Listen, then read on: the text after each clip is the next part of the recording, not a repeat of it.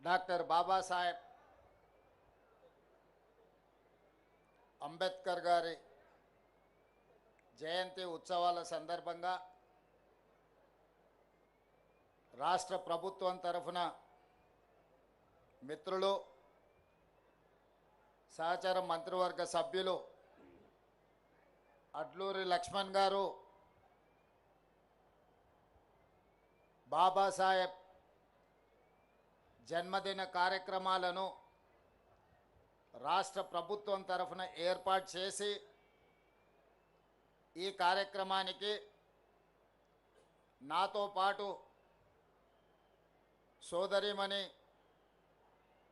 ధనసరి అనసూయ సీతక్క గారిని, హైదరాబాద్ ఇన్ఛార్జ్ మంత్రివర్యులు మిత్రులు పొన్నం ప్రభాకర్ గారిని, ఖైరతాబాద్ శాసనసభ్యులు మాజీ మంత్రివర్యులు మిత్రులు దానం నాగేందర్ గారిని, శాసనమండలి సభ్యులు అద్దంకి దయాకర్ గారిని, అదేవిధంగా శాసనసభ్యులు డాక్టర్ కవ్వంపల్లి సత్యనారాయణ గారిని, అదేవిధంగా తుంగతుర్తి శాసనసభ్యులు మందుల సామ్యల్ గారిని, జూబ్లీ హిల్స్ శాసనసభ్యులు నవీన్ యాదవ్ గారిని, అదేవిధంగా సికింద్రాబాద్ మాజీ పార్లమెంట్ సభ్యులు అత్యంత సీనియర్ నాయకులు జంట నగరాలలో మాజీ పార్లమెంట్ సభ్యులు అంజన్ కుమార్ యాదవ్ గారిని,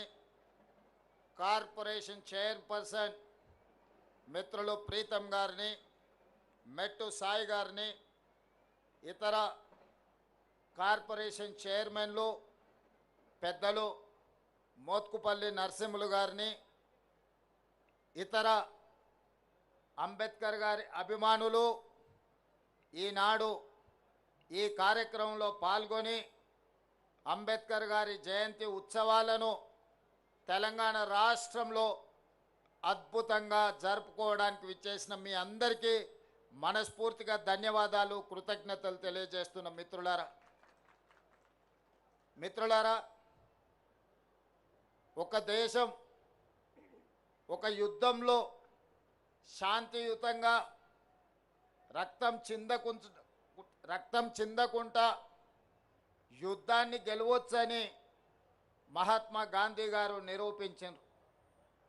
రవి అస్తమించని సామ్రాజ్యం ఉన్న బ్రిటిషర్స్ను శాంతి ద్వారానే శాంతియుతమైన పోరాటం చేసి శాంతితోనే ఒక యుద్ధాన్ని గెలవచ్చు అని ప్రపంచ దేశాలకు చాటి చెప్పింది మహాత్మా గాంధీ గారైతే, ఆ గొప్ప దేశాన్ని అద్భుతంగా పరిపాలించవచ్చు, ప్రపంచ దేశాలకి ఆదర్శంగా అభివృద్ధి చెయ్యొచ్చు, ముఖ్యంగా దళితులు, గిరిజనులు, ఆదివాసీలు, బలహీన వర్గాలు, మైనారిటీలు, మహిళలకు సమానమైన అవకాశాలు ఇవ్వడం ద్వారా ఈ దేశాన్ని అభివృద్ధి పదం వైపు నడిపించవచ్చు అని ఒక మార్గదర్శనం చేసిన గొప్ప ప్రపంచ మేధావి డాక్టర్ బాబాసాహెబ్ అంబేద్కర్ గారు అని చెప్పి మనం గర్వంగా చెప్పుకోవచ్చు.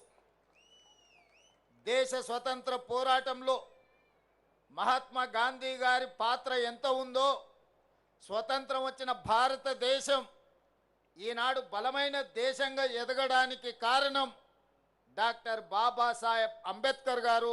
ఈ దేశానికి రెండు కళ్ళు, ఒకరు మహాత్మా గాంధీ గారైతే రెండవది డాక్టర్ బాబాసాహెబ్ అంబేద్కర్. విషయం మన దేశమే కాదు, ప్రపంచమే గుర్తించింది.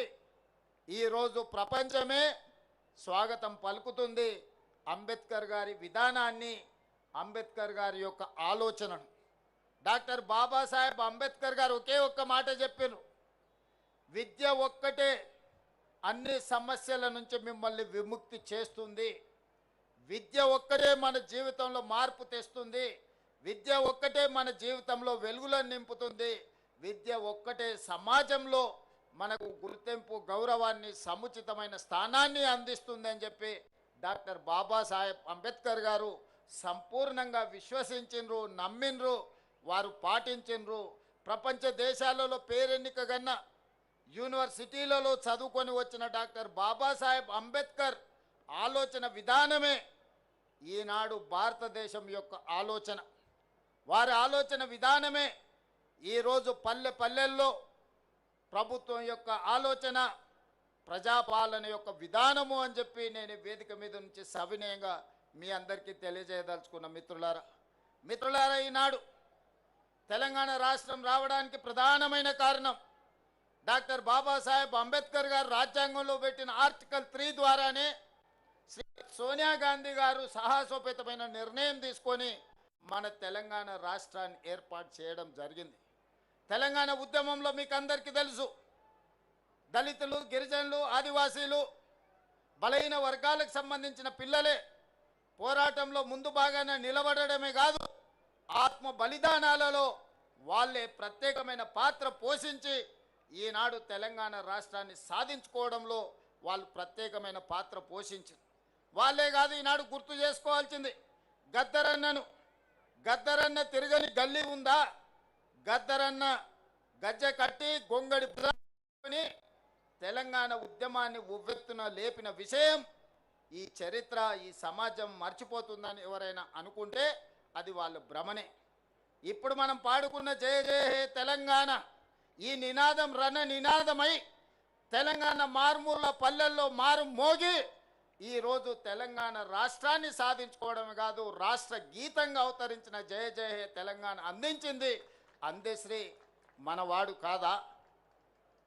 తెలంగాణ వచ్చిన 10 సంవత్సరాలలో ఈడున్న దళిత మేధావులను, ఆదివాసీ మేధావులను, నిరజ మేధావులను, తెలంగాణ మేధావులను నేను అడుగుతున్నా, తెలంగాణ రాష్ట్రం వచ్చిన మొదటి 10 సంవత్సరాలలో ఉద్యమంలో ముందు భాగాన నిలబడ్డ వాళ్ళ పరిస్థితి ఎలా ఉండే? ఉద్యమాన్ని ప్రజలకు చేరవేసి ప్రపంచానికి ఎలుగెత్తి చాటిన గద్దరన్న అందశ్రీల పరిస్థితి ఏ విధంగా ఉండే? మీరు ఒక్కసారి ఆలోచన చెయ్యండి. వారి ఎన్నికల వాగ్దానం ఉండొచ్చు, వాళ్ళు ఏమేమో చెప్పి ఉండొచ్చు, మంత్రివర్గంలో అయినా దళితులకు, గిరిజనులకు ఇచ్చిన స్థానం ఏందో మీరు ఒక్కసారి ఆలోచన చెయ్యండి అని చెప్పి నేను నా మిత్రులకు సవినయంగా విజ్ఞప్తి చేస్తున్నా. మిత్రులారా, ఆనాడు మంత్రివర్గంలో ఉన్న స్థానం ఎంత, సంఖ్య ఎంత, ఏ జాతికి ఎంతుండేనో మీరు లెక్కేసుకోండి. ఈనాడు ఈ దళితులకు, గిరిజనులకు ఈరోజు మంత్రివర్గంలో ఉన్న లెక్కెంతనో మీరే లెక్కించి నాకు చెప్పండి.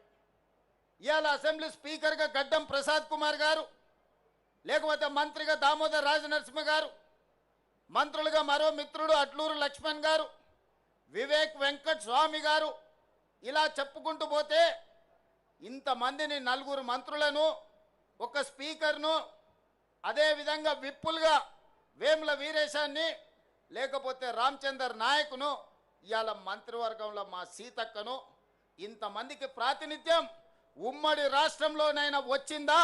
మీరు ఒక్కసారి ఆలోచన చెయ్యండి. ఇవాళ మిత్రులారా, బట్టి విక్రమార్క గారు మా మిత్రుడు, ఉప ముఖ్యమంత్రిగా సమర్థవంతంగా ఈనాడు పని చేస్తున్నాడు. సిఎల్పి లీడర్గా ఉంటే ఓర్వలేక హోదా తగ్గించి ఆయనను అవమానించే విధంగా అవమానకరంగా సిఎల్పి నాయకుడిగా తొలగించుకున్న చరిత్ర కళ్ళ ముందలనే ఉంది కదా. వారు బడ్జెట్ పెడితే ఆ బడ్జెట్ను అవమానించే విధంగా ఇవాళ మాట్లాడుతున్న వాళ్ళని చూస్తున్నాం కదా. అంటే ఒక దళిత బిడ్డ ఆర్థిక మంత్రిగా ఉండకూడదా? ఒక దళిత బిడ్డ వైద్య ఆరోగ్య శాఖ మంత్రిగా ఉండకూడదా? ఒక దళిత బిడ్డ విద్యుత్ శాఖ మంత్రిగా ఉండకూడదా? మీరు ఒకసారి ఆలోచన చేయండి. ఒక దళిత బిడ్డ స్పీకర్గా వేదిక మీద కూర్చోవద్దా? ఆయనను అధ్యక్ష అని పిలవాల్సి వస్తుందని కొంతమంది సభకే రావడం లేదంటే ఈ దళితుల పట్ల వాళ్ళకు ఉన్న గౌరవం ఏ పాటిదో మీరు ఒక్కసారి ఆలోచన చెయ్యండి. అందుకే వాళ్ళని మోసం చేసిన ఏ జాతి అయితే అవమానానికి గురైందో ఆ జాతే సభాధ్యక్షుడు హోదాలో కూర్చుంటే ద్రోహం చేసిన వాడు మాట్లాడాలన్నా అధ్యక్ష నాకు మైక్ ఇవ్వాలి అని అడుక్కునే పరిస్థితి ఈరోజు తెలంగాణ రాష్ట్రంలో ప్రజా ప్రభుత్వం కల్పించిందన్న విషయం ఈరోజు మా మిత్రులకు గుర్తు చేయదలుచుకున్నా. చాలామంది మా పిల్లలు ఉన్నారు ఉస్మానియా యూనివర్సిటీ, 110 సంవత్సరాల చరిత్ర ఉన్న ఉస్మానియా యూనివర్సిటీకి ఏ ఒక్క రోజైనా మీ జాతివాడు 110 ఏళ్లలో వైస్ ఛాన్సలర్ అయ్యిందా? మీరు ఒకసారి చెప్పండి. ఇవాళ ఉస్మానియా యూనివర్సిటీ వైస్ ఛాన్సలర్ ఎవరు? అంబేద్కర్ యూనివర్సిటీ వైస్ ఛాన్సలర్ ఎవరు? ఈరోజు ఎలక్షన్ కమిషన్కు ఎవరున్నారో మీరు ఒక్కసారి ఆలోచన చేయండి. ఈ విధంగా చెప్పుకుంటూ వెళ్తే పబ్లిక్ సర్వీస్ కమిషన్ కావచ్చు, జిల్లాల కలెక్టర్లు కావచ్చు, లేకపోతే ఎడ్యుకేషన్ డిపార్ట్మెంట్ ప్రిన్సిపల్ సెక్రటరీ కావచ్చు, ఇరిగేషన్ డిపార్ట్మెంట్ ప్రిన్సిపల్ సెక్రటరీలు కావచ్చు, ఇట్లా నేను అన్ని చదివి వినిపించగలను. ఇదంతా ఎలా సాధ్యమైందయా అంటే మీరందరు కష్టపడి, మీరందరు కొట్లాడి, మీరందరూ నిలబడి 2023 డిసెంబర్లో ప్రజాప్రభుత్వాన్ని మీరు తెచ్చుకున్నారు కాబట్టి ఇవన్నీ సాధ్యమైనవి.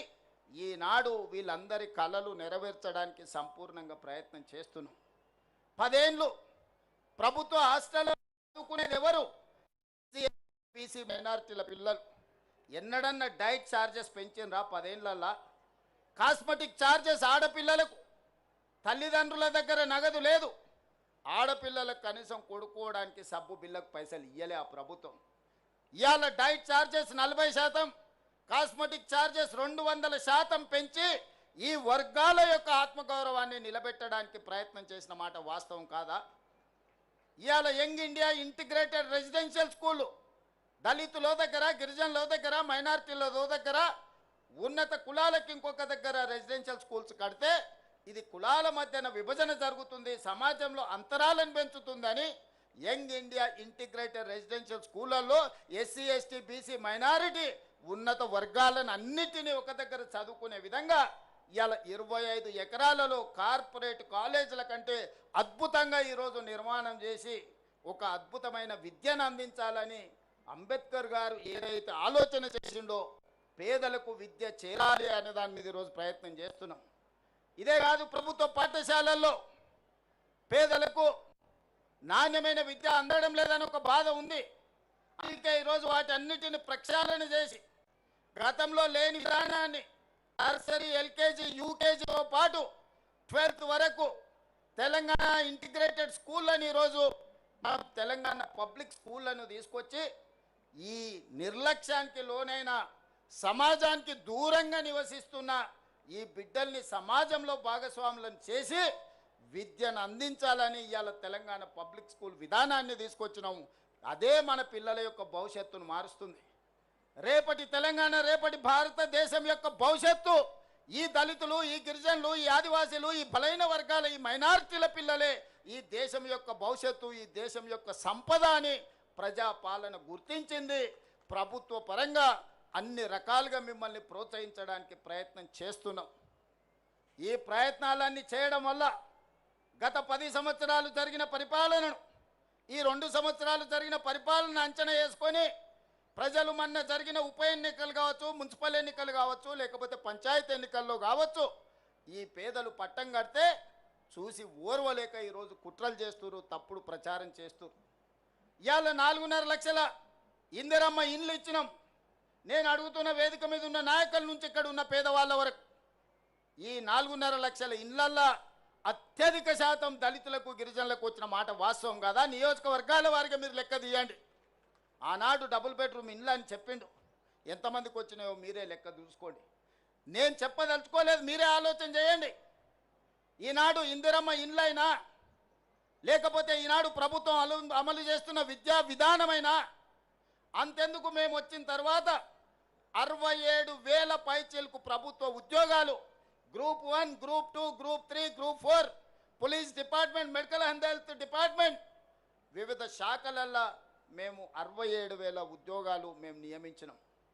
నేను అధికారికంగా ఈరోజు లెక్క చెప్తున్నా. 67,000 ఉద్యోగాలల్లో 87% ఎంత?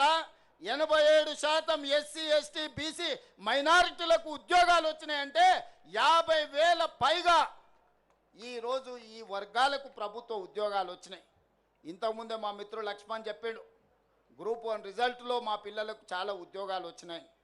ఈరోజు రాజీవ్ గాంధీ సివిల్స్ కోసం ఈరోజు పరీక్షలు రాస్తున్న పిల్లలకు మనం ఆర్థిక సహాయాన్ని సింగరేణి నుంచి అందిస్తే ఈరోజు ఈ ఎస్సీ ఎస్టీల పిల్లలు అత్యధికంగా ఐఏఎస్లలో ఈరోజు సెలెక్ట్ అయినరు. అందుకే మిత్రులారా, ఈరోజు ఈ విధంగా పరిపాలనను చక్కబెడుతూ గతంలో చేసిన అప్పులను తప్పులను సరిదిద్దుకుంటూ ఈరోజు ముందుకెళ్లే ప్రయత్నం చేస్తున్నాం. పనిలో భాగంగా నిరంతరం మేము పనిచేస్తుంటే కొంతమంది వెనకాల నుంచి కుట్రలు చేస్తున్నారు, గోతులు దవ్వుతున్నారు. గోతులు దవ్వేటోళ్ళను అదే గోతిలో పాతిపెట్టే బాధ్యత మీరు తీసుకోవాలి మిత్రులారా. ముందల నేను చూసుకుంటా, వెనకంగా ఎవడైతే గోతి దవ్వుతాడో వాళ్ళ సంగతి మీరు చూసుకోవాలి. మా నరసింహులన్న చెప్పాడు, మేము ఉంటామా నీకెందుకు నువ్వు నడుపు అని. మరి మా నరసింహులన్న మాట మీద వెనకంగా గోతులు దొవ్వేటోళ్ళను, నక్క జిత్తులోళ్ళను, నల్లి కుట్లోళ్ళను మీరే ఏదో ఒకటి చెయ్యాలి. మీరు చేయకపోతే నష్టం జరుగుద్ది.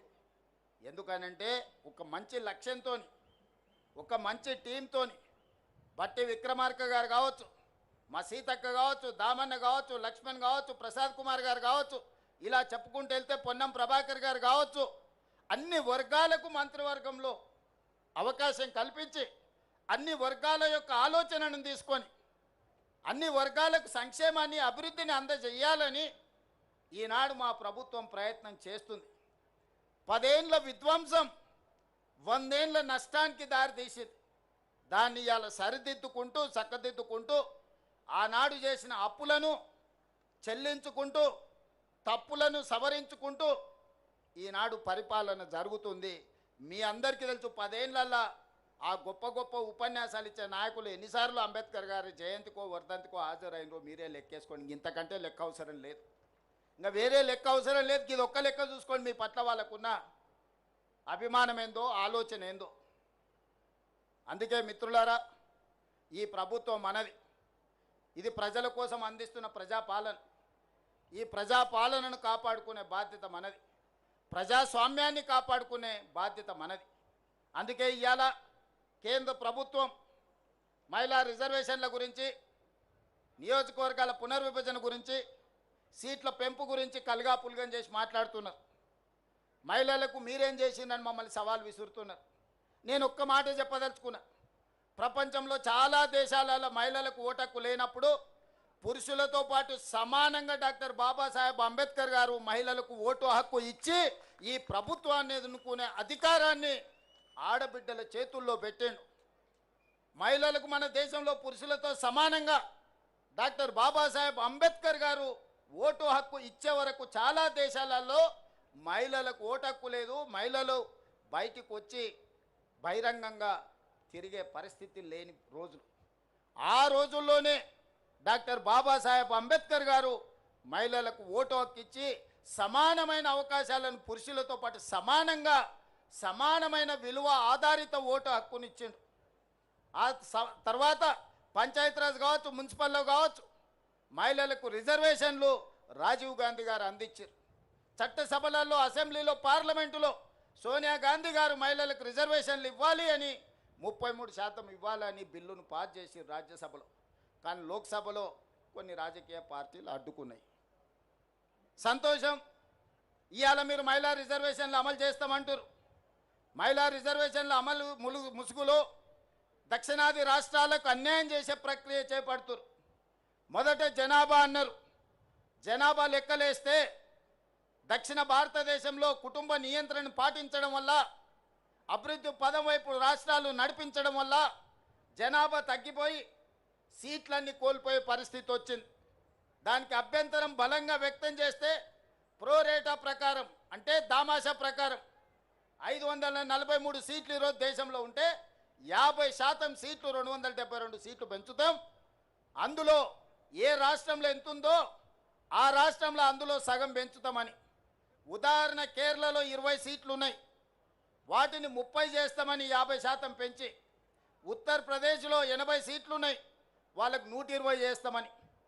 ఇవాళ కేరళకు 20, ఉత్తరప్రదేశ్కి 80. ఈ రెండింటి మధ్యలో తారతమ్యం 60 సీట్లు మాత్రమే. రేపు కేరళ 30 అయ్యి ఉత్తరప్రదేశ్ 120 అయితే ఈ అంతరం 60 నుంచి 90కి పెరుగుద్ది. రాజకీయాలలో ఒక్కొక్క ఓటుకు ఎంత విలువ ఉందో వాజ్పేయి సర్కార్ కూలినప్పుడు తెలిసింది కదా కేంద్ర ప్రభుత్వంలో. ఒక్క రాష్ట్రంలోనే ఉత్తర భారతంలో 30 సీట్లు పెరిగితే మరి అక్కడున్న దళితులకు గిరిజనులకు రిజర్వేషన్లు పెరగవచ్చు, నేను కాదంటలేను. సీట్లు దక్కడం వల్ల దక్షిణాది రాష్ట్రాలలో ఉన్న దళితులకు గిరిజనులకు మహిళలకు నష్టం జరుగుతలేదా? ఇవాళ తెలంగాణలో 17 సీట్లుంటే 2 ఎస్టీలకు ఉన్నాయి, 3 ఎస్సీలకు ఉన్నాయి. ఇవి 30 సీట్లు అయితే ఎస్సీలకు 6 అవుతాయి, ఎస్టీలకు 4 అవుతాయి. కానీ అదే 25 అయితే ఇందులో తగ్గుతాయి. ఈ చిన్న లెక్క కేంద్ర ప్రభుత్వంలో మంత్రులుగా ఉన్న తెలంగాణ రాష్ట్రం నుంచి ప్రాతినిధ్యం వహిస్తున్న వాళ్లకు లెక్క తెలుస్తలేదా? ఏ లెక్కన మా కోటాను తగ్గిస్తారు? కేంద్ర ప్రభుత్వం ఇచ్చిన ఆదేశాలను అమలు చేసినందుకు, జనాభా నియంత్రణ పాటించినందుకు, ప్రభుత్వం చెప్పిన మాట విన్నందుకు దక్షిణాది రాష్ట్రాలలో ఉన్న దళితులను గిరిజనులను మహిళలకు నష్టం చేస్తారా మీరు అని నేను అడగదలుచుకున్నా.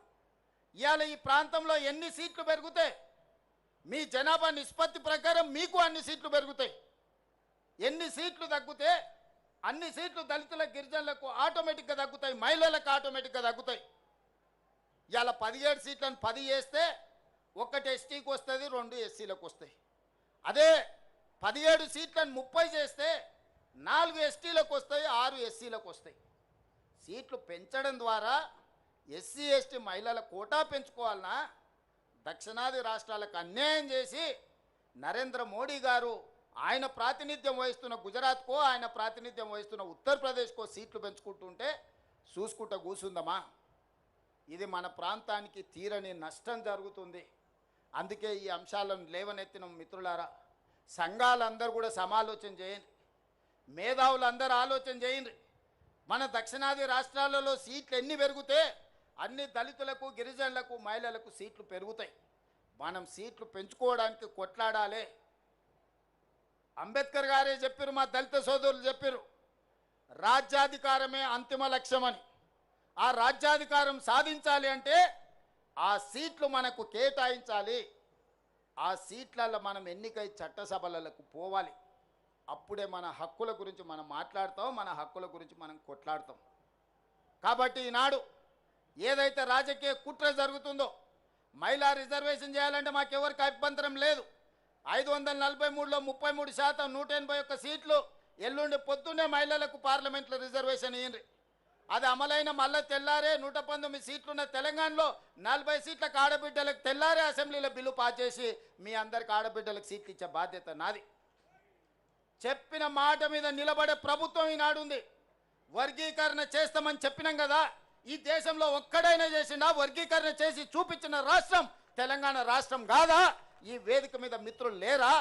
మీకు అందరూ చూడలేదా? కులగణన చేస్తామని చెప్పినాం కదా, జనగణనతో పాటు భారతదేశంలో ఏకైక రాష్ట్రం తెలంగాణ రాష్ట్రం. జనగణనలో కులగణన చేసినాం. సజీవ సాక్షి పొన్నం ప్రభాకర్ గారు దీనికి బాధ్యత వహించిన మంత్రి ఇక్కడ లేడా?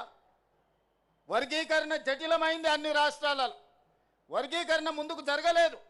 ఈ రాష్ట్రంలో మనం పంచాయతీ తెంచి శాశ్వతంగా మీ మధ్యలో ఒక మిత్రత్వాన్ని పెంపొందించడానికి ఒక పరిష్కారం చూపించినాం. తాత్కాలికంగా కొంత బాధ ఉన్నా దీర్ఘకాలికంగా మీ మధ్యలో భిన్నాభిప్రాయాలు లేని పరిస్థితిని ఈరోజు మనం కల్పించుకున్నాం.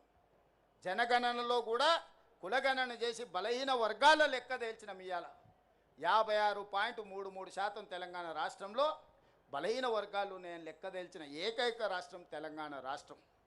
అందుకే మిత్రులారా, మంచి పనికి మా ప్రభుత్వం ముందలుంటుంది. మంచి పనికి మీరు ఎప్పుడు పిలిచినా వచ్చే బాధ్యత నాది. ఈరోజు మిమ్మల్ని అందరినీ మనమందరం కలిసి ఎదుగుదాం. నేనొక్కనేదో అయితే ఈ సమాజానికి సరిపోదు.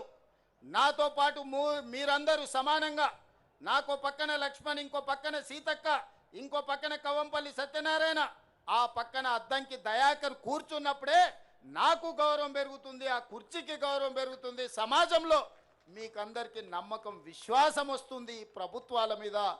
ఆ తాపత్రయంతోనే, ఆ ఆలోచనతోనే ఈనాడు మా ప్రభుత్వం పనిచేస్తుంది. ఈ ప్రభుత్వం మీది. మీ ప్రభుత్వాన్ని కాపాడుకునే బాధ్యత కూడా మీదే. కాపాడుకున్న ప్రభుత్వాన్ని నిలబెట్టి పరిపాలన కొనసాగించాల్సిన బాధ్యత మీదే అని గుర్తు చేస్తూ మరొక్కసారి అంబేద్కర్ గారి జయంతి సందర్భంగా మీకు అందరికీ శుభాకాంక్షలు తెలియజేస్తూ సెలవు తీసుకుంటున్న మిత్రులారా, ధన్యవాదాలు.